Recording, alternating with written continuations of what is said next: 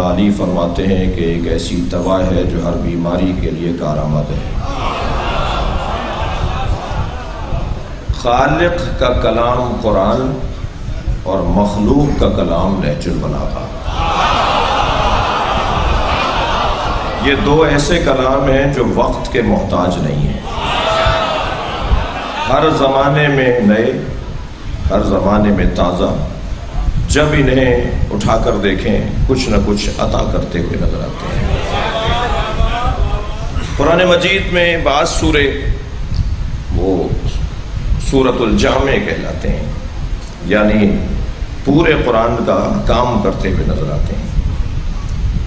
پورا قرآن پڑھا جائے یا اس کا خلاصہ جیسے ہوتا ہے، خاص طور پر پروفیسر حضرات اساتذہ اپنے کلاس کے اختتام پہ کہتے ہیں کہ آج کی گفتگو کا اور آج کی کلاس کا خلاصہ یہ ہے، آج کے بیان کا خلاصہ یہ ہے۔ اگر ہم قرآن کے بارے میں غور کریں اور پوچھیں کہ قرآن کا خلاصہ کیا ہے، تو قرآن کے خلاصے کو سورہ والعصر کہا جاتا ہے۔ وہ جو اللہ نے 6000 سے زیادہ آیات میں پیغامات نازل کیے، ان سب کو اگر مختصر کر دیا جائے تو وہ سورہ والعصر بنتا ہے۔ اور عزیزان اکرامی، وہ جو پورے قرآن کا ایک جگہ پر ہمیں مختصر ترین باب نظر آتا ہے، وہ اپنی جگہ ایک مکمل سمندر بھی ہے۔ ہوتا ہے ایسا، مثلا مجھ سے ایک جگہ کہا گیا کہ آپ نے اب تک جو پڑھا ہے، جو مطالعہ کیا ہے، جو آپ کی تحقیق ہے، اس کی روشنی میں بتائیے کہ حضرت ابو طالب کو ہم کیا کہیں۔ مثلاً حضرت ابو طالب کے بارے میں ایک جملے میں کچھ کہہ دیجئے۔ تو میں نے کہا جی میں تو حضرت ابو طالب کے بارے میں ایک جملے میں یہ کہوں گا کہ اگر ابو طالب کو ڈھونڈنا ہے تو وہ صف انبیاء میں ملتے ہیں۔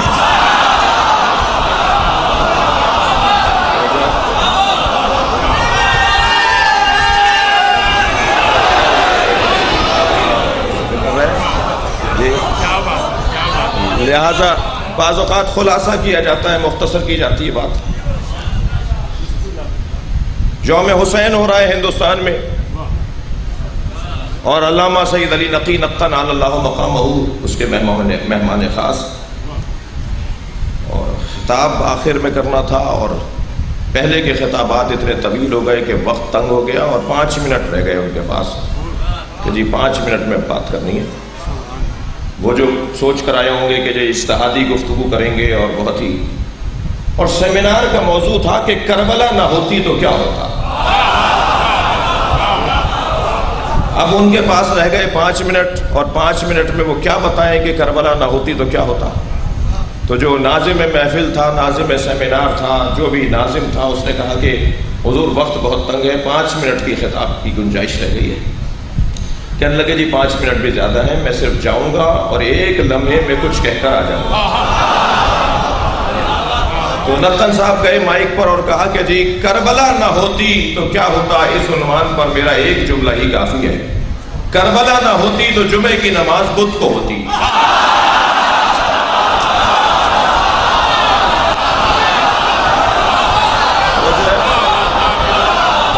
صلوات پڑھیں گے محمد و آل محمد۔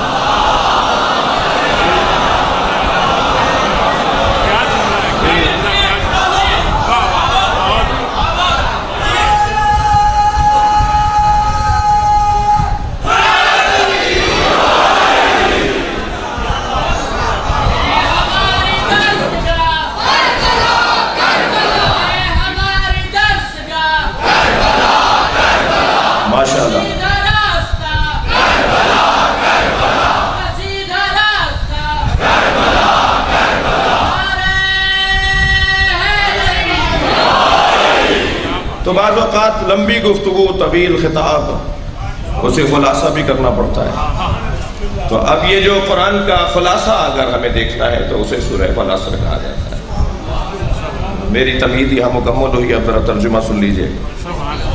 والعصر، قسم ہے عصر کی۔ ممکن ہے یہ بچہ آواز دے کر کہے ترجمہ کیجئے، یہ تو عصر تو قرآن کا لفظ ہے، اپنی زبان میں بات کریں نا، آپ ترجمہ کر رہے ہیں نا۔ بعض اوقات ترجمہ ہمارے یہاں جلدی میں ہوتا ہے، اور بعض اوقات ترجمہ کرتے وقت میں محتاط نہیں رہ پاتا، بڑی ضرورت ہے احتیاط کی. تو مجھے ایک کام ہے آگے چل کے، اس لیے میں ابھی ترجمہ نہیں کر رہا، اور ترجمے میں جلدی ویسے بھی نہیں کرنی چاہیے. کتنی مشہور حدیثیں ہیں جن کا ترجمہ عجلت میں کیا جاتا ہے، جلدی کیا جاتا ہے، اور سامنے کی حدیثیں ہیں اور وہ بات کہی نہیں رہے سرکار جو ترجمے میں کہی جا رہی ہے. مثلا ان الحسن والحسین سیدا شباب اہل الجنہ، ترجمہ ہمارے یہاں کیا جاتا ہے حسن حسین جوانان جنت کے سردار ہیں. ترجمہ غلط ہے. سرکار نے کب فرمایا ہے کہ حسن حسین جوانان جنت کے سردار ہیں؟ ترجمہ ٹھیک کریں نا، بہت سامنے کی عربی ہے، سادی زبان میں نبی نے بات کی ہے. حضرت فرمایا ان الحسن والحسین سیدا شباب اہل الجنہ، حسن و حسین جوانان جنت کے سردار ہیں. یہ ترجمہ ٹھیک نہیں ہے. کیا صحیح ہے؟ سامنے کی عربی ان الحسن والحسین سیدا شباب اہل الجنہ، حسن و حسین جوانان اہل جنت کے سردار. اور اہل جنت ہونے کے لیے مرنا ضروری نہیں ہے. اسی دنیا میں اہل جنت بن جاؤ، حسنین تمہارے سردار ہیں.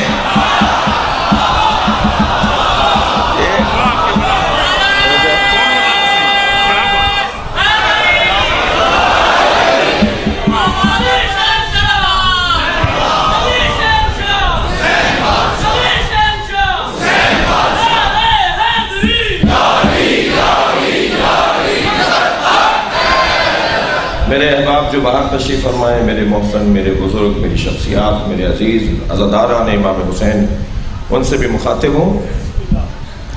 توجہ ہے.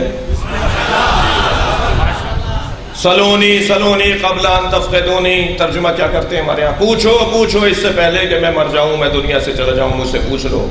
یہ ترجمہ اچھا نہیں ہے. علی یہ کہہ ہی نہیں رہے کہ پوچھ لو اس سے پہلے کہ میں مر جاؤں. علی کہہ رہے ہیں پوچھو پوچھو اس سے پہلے کہ تم مر جاؤ.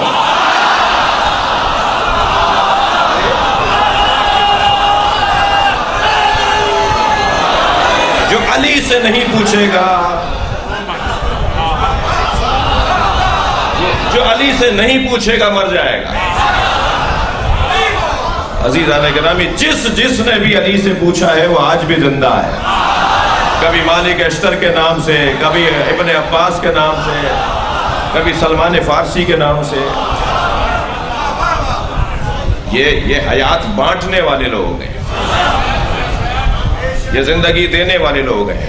انہوں نے ہی تو بتایا ہے کہ موت کا مطلب کیا ہے اور زندگی کا مفہوم کیا ہے. میرے مولا فرماتے ہیں میتیں دو طرح کی ہوتی ہیں. علی کا فرمان سنیں گے. فرماتے ہیں میتیں دو طرح کی ہوتی ہیں، کچھ لیٹے ہوئے جنازے ہوتے ہیں، کچھ چلتے پھرتے جنازے.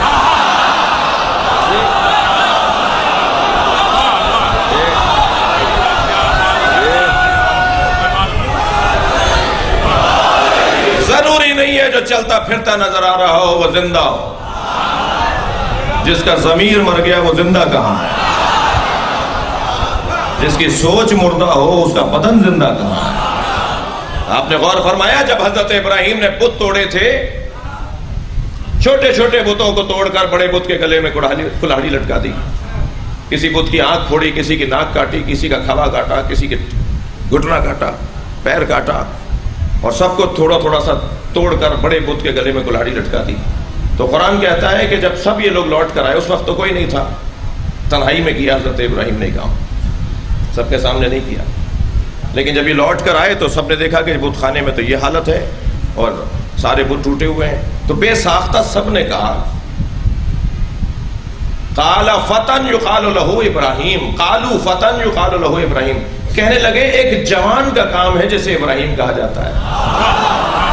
اس وقت حضرت ابراہیم کی عمر 90 سال کی تھی. تو سارے دشمنوں نے کہا ایک جوان کا کام ہے جسے ابراہیم کہا جاتا ہے. تو بس معلوم ہو گیا نا کہ جوانی کا تعلق عمر سے نہیں ہے، کردار سے ہے، فکر سے ہے، سوچ سے ہے. جس کی فکر اونچی ہوگی چاہے وہ بستر پر لیٹا ہوا ہو اور 105 سال کا ہو، کانپتا ہوا ہاتھ بھی ہو تو وہ شخص جوان نظر آئے گا. تو مفاہیم کو سمجھنے کے لیے توجہ کی ضرورت ہے. دقت فرمائی آپ نے. مثلا قرآن کی ایک بہت مشہور آیت، میں اپنے مضمون سے دور ہونے کا خوف بھی کھا رہا ہوں اور اپنی بات کو اور روشن بھی کرنا چاہتا ہوں. قرآن مجید کی ایک بہت مشہور آیت یا ایھا الذین آمنوا، سورہ عمران، آل عمران، یا ایھا الذین آمنوا اتقوا اللہ حق تقاتہ ولا تموتن الا وانتم مسلمون واعتصموا بحبل اللہ جميعا ولا تفرقوا۔ واعتصموا بحبل اللہ جميعا ولا تفرقوا، سب نے ترجمہ کیا ہے کہ اللہ کی رسی کو مضبوطی کے ساتھ تھام لو اور جھگڑا نہ کرو، تفرقے میں مت پڑو۔ یہ کیا بات ہوئی؟ یہ کیا بات ہوئی کہ جھگڑے میں مت پڑو؟ اگر باطل ہیں تو ہم ان سے کیوں نہ لڑیں؟ بھائی ذاتی طور پر اتحاد اچھا نہیں ہے اور ذاتی طور پر اختلاف برا نہیں ہے۔ بھائی اتحاد ہونا چاہیے، اتحاد ہونا چاہیے، کیا بات ہوئی اتحاد ہونا چاہیے؟ کیوں ہونا چاہیے؟ وہ کیوں ہے جو اس اتحاد کو اچھا بنائے گا؟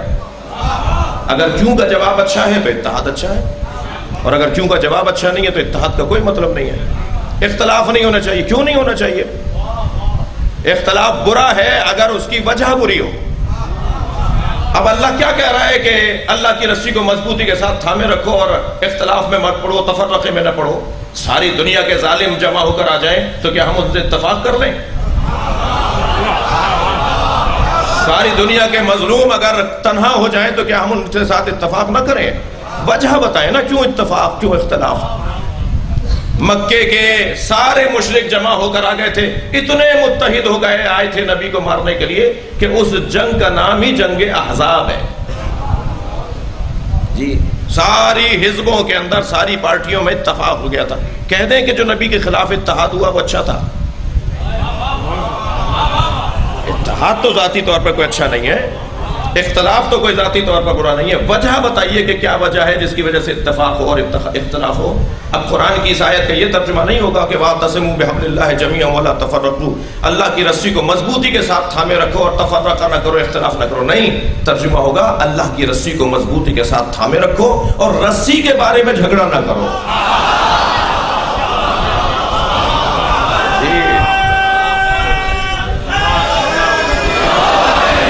نبی مولا سے پوچھا یا رسول اللہ اللہ کی رسی کیا ہے؟ مولا علی سے پوچھا یا علی اللہ کی رسی کیا ہے؟ مولا علی سے پوچھا تو مولا نے فرمایا قرآن۔ مولا علی سے پوچھا اللہ کی رسی کیا ہے؟ فرمایا قرآن۔ مولا نبی سے پوچھا اللہ کی رسی کیا ہے؟ فرمایا علی۔ اور بھائی میرے بھائیوں، رسی کم سے کم 2 ڈوروں کے بٹنے کو کہا جاتا ہے۔ آپ 14 ڈورے بھی بٹ سکتے ہیں۔ قرآن اور علی کو اگر جوڑیں گے تو یہ اللہ کی رسی بنے گی۔ جی نہ قرآن لڑنے کا موضوع، نہ علی کے نام پہ لڑائی اچھی۔ خبردار، قرآن کے بارے میں جھگڑا مسلمانوں کو روکا گیا ہے، قرآن کے بارے میں لڑائی نہ کرو۔ ان کا 40 پاروں کا قرآن تھا، 30 پارے فلاں کی بکری کھا گئی۔ ختم کرو ان باتوں کو۔ تم کسی بھی شیعہ کا دروازہ جا کے بجاؤ اور اس سے کہو کہ بیٹا اپنے گھر سے قرآن اٹھا کے لے آؤ، جو قرآن وہی لائے گا جو آپ کے گھر میں۔ اس گفتگو سے یہودی کو فائدہ ہو رہا ہے، اس گفتگو سے عیسائی کو فائدہ ہو رہا ہے کہ مسلمان تو قرآن پہ ہی لڑ رہے ہیں۔ کسی شیعہ عالم نے آج تک نہیں کہا کہ ہمارے 40 پاروں کا قرآن تھا، تم کہہ رہے ہو کہ یہ کہہ رہے ہیں۔ ہم نے کہاں کہا ہے؟ کہیں کسی کتاب میں لکھا ہے ہمارے کسی بڑے نے؟ اور سارے اتنے بڑے بڑے معتبر لوگ، مجھے تو تعجب ہوتا ہے پڑھے لکھے لوگوں پر۔ ایک گلہ یہی کر دیتا ہوں، اگرچہ مجھے بہت سارے گلے شکوے کرنے ہیں۔ ہمارے یہاں اگر کسی ذاکر، خطیب، عالم، مقرر نے بات کی ہے اور کوئی کرتا ہے اور کسی کے کسی جملے پر کسی کو کوئی اعتراض ہے تو وہ تو دعوے دار علم ہے ہی نہیں، اس نے تو نہیں کہا میں عالم ہوں۔ ہمارے کسی خطیب پر، کسی ذاکر پر اگر اعتراض ہے کہ اس نے یہ کہہ دیا اور وہ کہہ دیا، تو وہ تو کہہ ہی نہیں رہا کہ میں عالم ہوں۔ وہ تو علم کا، عالم ہونے کا دعوے دار ہی نہیں ہے۔ آپ کے ہاں تو مفتی وہ بات کر رہے ہیں جو ہمارے والے نہیں کر رہے ہیں۔